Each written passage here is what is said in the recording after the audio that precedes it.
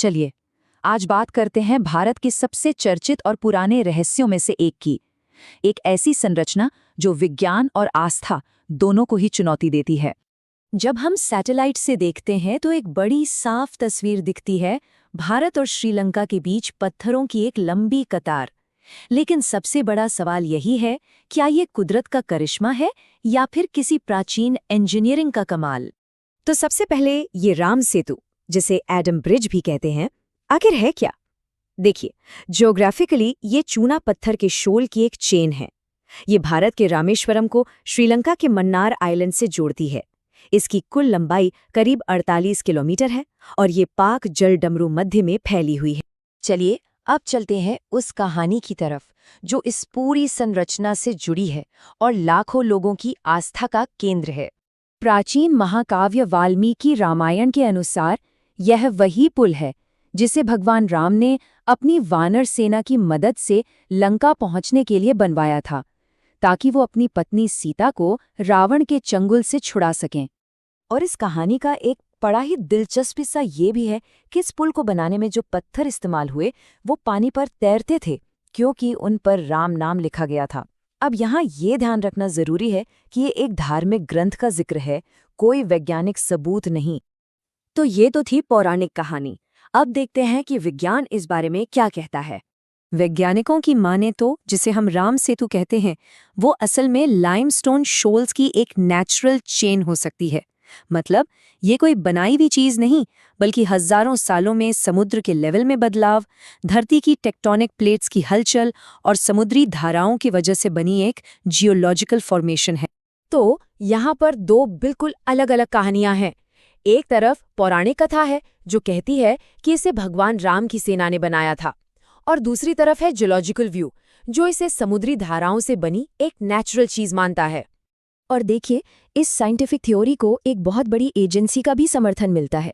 NASA ने साफ कहा है कि उनकी सैटेलाइट इमेजेस में ये पुल जैसा स्ट्रक्चर तो दिखता है, लेकिन इन तस्वीरों से ये साबित नहीं होता कि ये मैन मेड है।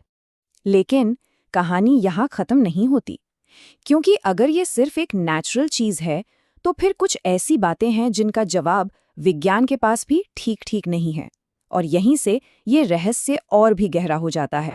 सबसे पहली अजीब बात, इस पुल की चेन में जो पत्थर मिले हैं वो आसपास के समुद्र तल की चट्टानों से एकदम अलग हैं।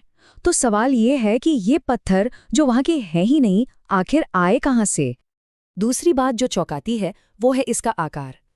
ये एक नेचुरल फॉर्मेशन के हिसाब से कुछ ज्यादा ही सीधी लाइन में है, जो आमतौर पर जियोलॉजिकल स्ट्रक्चर्स में देखने को नहीं मिलता।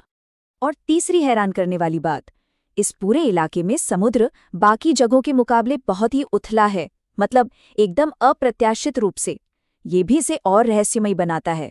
और जो चीज इस रहस्य को और भी उल्टा देती है वो है इसकी उम्र को लेकर चल रही बहस। कोई एक राय है ही नहीं। कुछ स्टडीज इसे 7,000 साल पुराना बताती हैं, तो कुछ का मानना है कि ये 17 लाख साल पुराना हो सकता है, जो कि रामायण की पौराणिक टाइमलाइन के काफी करीब है। आज तक इसकी असली उम्र पर कोई फाइनल बात नहीं बन पाई है।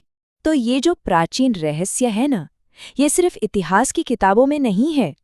आज के समय में भी इसका बहुत बड़ा महत्व है, और इसकी वजह है सेतु समुद्रम शिपिंग कैनाल प्रोजेक्ट। हुआ ये कि भारत सरकार ने एक प्रस्ताव रखा था कि जहाज़ों के लिए एक छोटा रास्ता बनाया जाए और इसके लिए इस ढांचे के कुछ हिस्सों को तोड़ा जाए। लेकिन फिर इसका जबरदस्त विरोध हुआ। लोगों की धार्मिक भावनाएं और पर्यावरण को लेकर जो चिंताएं थीं, उनके कारण इस प्रोजेक्ट को रोकना पड़ा। आज राम सेतु को एक संरक्षित विरासत स्थल की तरह देखा जाता है। तो आखिर में हम कहाँ खड़े हैं? इतने सारे सबूत, अलग अलग थ्योरीज, लेकिन ये रहस्य आज भी अनसुलझा है। और हमारे सामने 3 मुख्य संभावनाएं हैं। तो 3 मेन पॉसिबिलिटीज बचती हैं। क्या ये पूरी तरह से एक नेचुरल फॉर्मेशन है, या पूरी तरह से मैन मेड, या फिर सच कहीं बीच में है?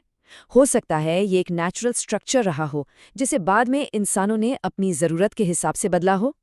सच तो ये है कि इसका 100% पक्का जवाब किसी के पास नहीं है। सैटेलाइट से मिले सबूत, धार्मिक ग्रंथों में इसका जिक्र और विज्ञान और आस्था के बीच ये सीधी टक्कर इन्हीं सब वजहों से राम सेतु को अक्सर भारत का सबसे संवेदनशील और जीवंत रहस्य कहा जाता है, एक ऐसा रहस्य जो आज भी हमें सोचने पर मजबूर करता है।